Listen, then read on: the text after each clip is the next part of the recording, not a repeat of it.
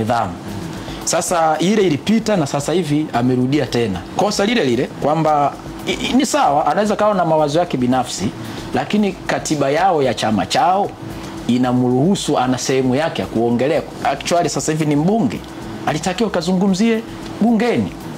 Nafikiri hiyo nimejibu vizuri, kwamba siamini kama naweza akarudishwa, na kama endapo atarudishwa, chama chetu cha wananchi tutaweka mgombea. Kwa hiyo nitamnadi mgombea ambaye anayetokana na chama chetu. Ukweli ni huo.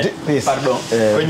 Kwenye masuala haya ya utekaji, kabla hatujama huko, labda tumeona vyama vya upinzani hasa Chadema imekuwa ikizungumzia sana, na tuhuma zimekuwa zikielekezwa kwa vyombo vya dola na hata serikali wakati mwingine, wakisema kwamba zimekuwa zikitoka oda huko.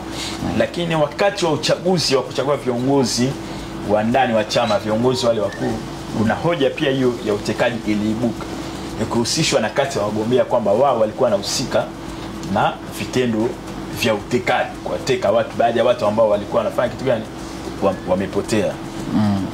Unajiuliza, ama swali langu, wewe ulikuwa Chadema, masuala ya utekaji nani mhusika?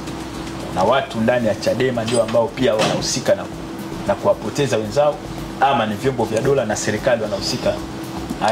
Hilo siwezi kulizungumzia ni deeply, lakini nataka kuzungumza kitu ambacho mimi nilikiona mwenyewe ndani ya Chadema. Na mpaka hivi sasa hakuna mtu anayeweza kutoa ushahidi 100% kwamba vikundi vya utekaji viko ndani ya serikali au viko ndani ya Chadema.